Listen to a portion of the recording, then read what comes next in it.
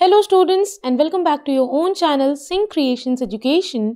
और आज के इस वीडियो के अंदर हम बात करने वाले हैं नीट 2023 एग्जामिनेशन के लिए बायोलॉजी के सबसे इम्पॉर्टेंट चैप्टर्स के बारे में। अगर आप सभी ने बायो की प्रिपरेशन स्टार्ट कर दी है तो ये वीडियो आपके काफ़ी ज़्यादा काम आने वाली है, क्योंकि इस वीडियो के अंदर मैं आप लोगों को बताने वाली हूँ कि आखिर कौन सा चैप्टर कितनी इंपॉर्टेंस होल्ड करता है, कितने क्वेश्चंस उस चैप्टर से आ सकते हैं आपके नीट 2023 के एग्जामिनेशन में। तो आप इस वीडियो को पूरा जरूर देखिए। वीडियो पसंद आती है तो लाइक और शेयर करना ना भूलें। चैनल पर अगर पहली बार आए हैं तो प्लीज चैनल को सब्सक्राइब कर लीजिए, बिकॉज इन फ्यूचर आप लोगों को ऐसी कई वीडियोस मिलने वाली हैं जो कि आपको आपके नीट एग्जाम की प्रिपरेशन में काफी ज्यादा हेल्प करेंगी। अगर आप हमें हमारे इंस्टाग्राम पेज पर फॉलो नहीं करते हैं तो प्लीज फॉलो कर लीजिए, बिकॉज वहां पर भी आप लोगों को शॉर्ट नोट्स प्रोवाइड कराए जाते हैं, प्लस फ्लो चार्ट्स दिए जाते हैं जो कि आपको आपके नीट एग्जामिनेशन में काफी ज्यादा हेल्प करेंगे। इस इंस्टाग्राम प्रोफाइल का लिंक डिस्क्रिप्शन बॉक्स में आपको मिल जाएगा, अदरवाइज सिंक क्रिएशंस एजुकेशन के नाम से है, आप इससे भी इंस्टाग्राम पर देख सकते हैं। तो गाइस एक और चीज बतानी है कि बोर्ड एग्जाम के लिए अगर आप प्रिपेयर कर रहे हो तो बोर्ड एग्जामिनेशन के लिए बायो के सभी चैप्टर्स के जो नोट्स हैं, एनसीईआरटी बेस्ड नोट्स हैं, वो आप लोगों को प्रोवाइड किए जा चुके हैं। इसी चैनल पर आप लोगों को मैं प्रोवाइड कर चुकी हूँ। एक प्लेलिस्ट बनी हुई है CBSE board 2023 biology most important topics as well as biology notes of each chapter. तो आप लोगों को डिस्क्रिप्शन बॉक्स में इस प्लेलिस्ट का लिंक मिल जाएगा, जिसके अंदर आपको सभी चैप्टर्स के एनसीईआरटी नोट्स जो हैं वो मिल जाएंगे। आप उन्हें जाकर डाउनलोड करें और अपनी बोर्ड की प्रिपरेशन को भी इन्हांस करें। सो सबसे पहले हम स्टार्ट करते हैं कि आखिर नीट 2023 बायोलॉजी सब्जेक्ट के अंदर आखिर क्या वेटेज है, किस चैप्टर की कितनी वेटेज है, हम इसके बारे में बात करेंगे। सबसे पहले हम स्टार्ट करते हैं यहाँ पर वेटेज के according. Human health and disease 9% weightage hold करता है। एनिमल, जो आपका एनिमल किंगडम है, that is 3%। Now origin and evolution, जो आपका एवोल्यूशन चैप्टर है, that is of 10%। Human reproduction and reproductive health, सबसे ज्यादा क्वेश्चन बनते हैं इससे, मैं अगर कहूँ काफी क्वेश्चंस बनते हैं, 18% इसका जो वेटेज है। Human physiology is of 45%। मैं आप लोगों को ये इसलिए बता रही हूँ ताकि आपको ये पता चले कि आपको आपकी नीट की प्रिपरेशन किस चैप्टर से स्टार्ट करनी है। Structural organisation in animal is of 2% weightage. Animal tissue 3%। Animal diversity, वो जो आपका डाइवर्सिटी इन लिविंग ऑर्गेनिज्म है ना, दैट इज ऑफ 10%। ठीक है, जिसके अंदर आपके चैप्टर्स आ जाते हैं लाइक आपका बायोलॉजिकल क्लासिफिकेशन, लिविंग वर्ल्ड और आपका प्लांट किंगडम, ये सारे चैप्टर्स। ओके, तो उसके आगे बात करते हैं इकोलॉजी की, that is of 16%। Then biology in human welfare, human health and disease जैसे चैप्टर हो गए। ठीक है, और आपके वो चैप्टर्स जिसके अंदर ह्यूमन वेलफेयर के लिए कैसे हम बायोलॉजी का यूज़ करते हैं, that is only of 2%। Genetics काफ़ी ज़्यादा इंपॉर्टेंट है, 24%। प्लांट रिप्रोडक्शन 9%, जो आपका रिप्रोडक्शन ऑर्गेनिज्म वाला चैप्टर है। प्लांट फिजियोलॉजी 13% होल्ड करती है। बायोमोलिक्यूल 3%। सेल बायोलॉजी, आपको कभी भी अगर बायो शुरू करनी है ना स्टूडेंट्स, और आपने कुछ शुरू नहीं किया है, आप स्टार्ट करो बेसिक समझने के लिए सेल बायोलॉजी और सेल डिवीजन से। ठीक है, लेकिन अगर आप लोगों ने पहले पढ़ा हुआ है बेसिक्स तो आप किससे स्टार्ट करोगे वो मैं आपको वीडियो में आगे बताऊंगी। 10% होल्ड करता है cell biology and cell division. Plant morphology is of 7%।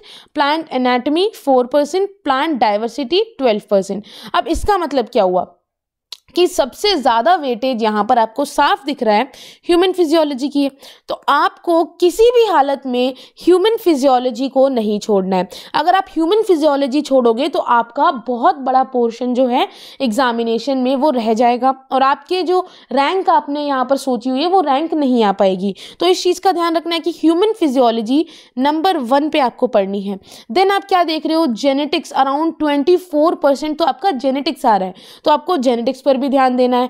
Ecology 16% है ना, इकोलॉजी 16% पे दिया हुआ है। अदरवाइज आपका ह्यूमन रिप्रोडक्शन इंपॉर्टेंट है 18% पे। तो इस पूरे चार्ट के अकॉर्डिंग जो ये दिया हुआ है ना, जितनी वैल्यूज दी गई हैं, इसके अकॉर्डिंग अगर मैं देखूं तो आपको, ये सिर्फ मेरा सजेशन है, आप अपने अकॉर्डिंग अपनी प्रिपरेशन कर सकते हो, लेकिन मेरे अकॉर्डिंग अगर आप अपनी प्रिपरेशन जैसे मैं बता रही हूँ इस तरीके से प्रायोरिटाइज करके करोगे तो ज़्यादा से ज़्यादा टॉपिक्स कम से कम टाइम में कवर कर पाओगे।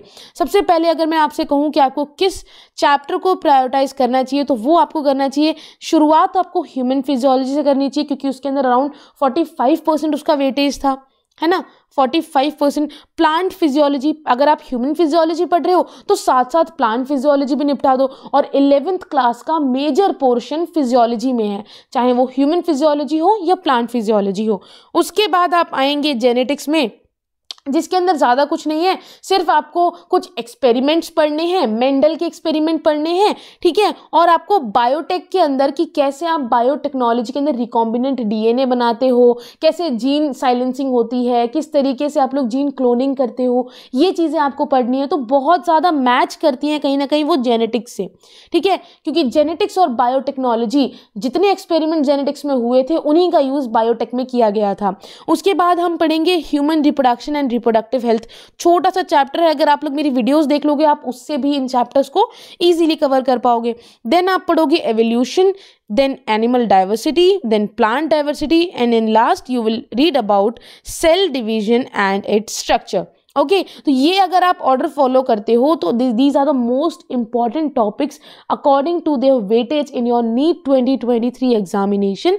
अपनी वेटेज के हिसाब से इन चैप्टर्स को रीऑर्डर कर दिया गया है। आप अगर इन्हीं ऑर्डर में प्रिपेयर करोगे, ट्रस्ट मी, आप लोग ज़्यादा से ज़्यादा कवर कर पाओगे अपना सिलेबस और ज़्यादा से ज़्यादा क्वेश्चंस करने का आपके पास टाइम रहेगा। अब कैसे पढ़ना है, एक चैप्टर को कैसे प्रिपेयर करना है, वो मैं आपको शॉर्ट में बता देती हूँ।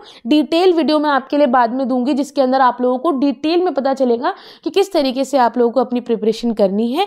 लेकिन अगर मैं शॉर्ट में बोलूं तो जब आप ह्यूमन फिजियोलॉजी करोगे तो उसमें आपको क्या करना है, सबसे पहले आपको एनसीईआरटी फॉलो करनी है। जैसे ही आप एनसीईआरटी को मास्टर कर लोगे, अभी आपके पास टाइम है, ठीक है, अब आपको क्या करना है, एनसीईआरटी मास्टर करने के बाद इसके जो बैक साइड में जो क्वेश्चन दिए होते हैं बुक के बैक साइड में आप उसे करोगे। इसको करने के बाद आप जाओगे previous year question chapter wise, जो कि मैं आप लोगों को कराऊंगी, ठीक है। हर एक चैप्टर के कुछ लिमिटेड नंबर ऑफ क्वेश्चंस मैं आपको कराऊंगी, जिसमें से चांसेस होंगे कि कई क्वेश्चंस रिपीट होंगे एग्जामिनेशन में। क्योंकि एक चीज़ जिस पर मैं बिलीव करती हूँ वो ये है कि एग्जामिनर नए क्वेश्चंस नहीं बनाता है, एग्जामिनर क्वेश्चन वही रखता है, सिर्फ उसको पूछने की लैंग्वेज चेंज कर देता है। तो आप लोगों को क्वेश्चन पता होंगे तो चाहे वो क्वेश्चन किसी भी लैंग्वेज में आ जाए आप उसका आंसर दे पाओगे। इसीलिए ये आपको जो प्रीवियस ईयर क्वेश्चंस हैं ये मैं करवाने वाली हूं, जिसके अंदर मोस्टली क्या होगा, प्रीवियस ईयर क्वेश्चंस वो होंगे जो ज़्यादातर रिपीट हुए हैं, ताकि आप लोग उन इंपॉर्टेंट क्वेश्चंस को मिस ना करो। ओके, अब डिफ़िकल्टी लेवल क्या होने वाला है नीट 2023 बायोलॉजी का, अगर मैं देखूं कि जो क्वेश्चंस फॉल कर रहे हैं डिफ़िकल्ट, मीडियम और इजी, यानी कि डिफ़िकल्टी लेवल के पीरियोडिक टेबल में अगर मैं देखूं किस तरीके से ये लाई कर रहे हैं, तो अगर मैं बात करूं percentage of question falling under the category of difficult is 30%, medium 42% रखे जाते हैं और इजी 28%। ये सिर्फ जूलॉजी की बात हो रही है। तो अगर मैं जूलॉजी की बात करूं तो इसमें 30% डिफ़िकल्ट होंगे, मीडियम 42% होंगे, इजी 28। तो आपको आंख बंद करके इजी वाले क्वेश्चन तो कर लेने, यानी कि 28% आपका सिलेबस और 28% आपका क्वेश्चन हो गया, ठीक है। देन मीडियम 42%, ठीक है, कितना हो गया ये 80% हो गया, या 70% हो गया। अब 70% में से बचा आपका 30%, है ना, क्लियर। 30% आपका डिफिकल्ट है, जिसमें से आप ज़रूरी नहीं है कि सारे छोड़कर आओगे, कुछ तो करके आओगे, 15% तो करोगे ना। तो देखो आपने 85% क्वेश्चंस तो इसी के कर दिए, है ना। अब आते हैं बायोलॉजी के अंदर कि पूरी बायोलॉजी के अंदर क्या होगा, बोटनी वगैरह के अंदर। ये था सिर्फ जूलॉजी का, ये है बायोलॉजी का कि जो डिफ़िकल्ट होते हैं ना वो 44% होंगे, मीडियम आपके 26%, ईजी आपके 30%। अब ज़रूरी नहीं है कि आप 44 में से एक भी क्वेश्चन नहीं करोगे, आप आंख बंद करके ये 30% कर लोगे, है ना। उसके बाद 26 में से हो सकता है आप 20% ही करो, और 44 में से हो सकता है आप 30% ही करो। टोटल कितना हुआ, 30, 40, 50, 60, 70, 80, 80% हो गया। तो कभी भी अपनी सोच को नेगेटिव नहीं लेकर के जाना है। हो सकता है 50% क्वेश्चन डिफिकल्ट हो, तो उसमें से ज़रूरी तो नहीं है कि आप 50% पूरे छोड़ कर आओगे। आप 30% तो करोगे ना उसमें से। तो ये होती है पॉजिटिव थिंकिंग जो आपको रखनी है अपनी प्रिपरेशन के दौरान, और आप लोगों को most of the question attempt करने हैं जो आपको आते हो, श्योर शॉर्ट क्वेश्चन हो, क्योंकि जो नहीं आते उसमें तुक्केबाजी करोगे तो नेगेटिव मार्किंग हो जाएगी। तो आप लोगों को श्योर शॉर्ट क्वेश्चंस के लिए प्रीवियस ईयर क्वेश्चंस को फॉलो करना होगा, और वो आप लोगों को मैं यहाँ पर देने वाली हूँ, जिससे कि आप लोगों की काफ़ी ज़्यादा हेल्प हो जाएगी। आप लोगों को काफ़ी ज़्यादा हेल्प होगी उन पर्टिकुलर क्वेश्चंस को करने में, और प्रीवियस ईयर के सारे क्वेश्चंस आपको बहुत ज़्यादा हेल्प देंगे। Okay, so guys, thank you so much for watching this video. I hope इस वीडियो से आप लोगों की हेल्प हुई है। कोई भी डाउट है आपके मन में तो आप पूछ सकते हो कमेंट सेक्शन में कमेंट करके। चैनल को सब्सक्राइब नहीं किया तो सब्सक्राइब जरूर कर लो। वीडियो पसंद आई तो लाइक और शेयर करना ना भूलें। मिलते हैं नई वीडियो के साथ प्लस MCQ सेशन के साथ। Thank you so much. Have a good day. Bye bye.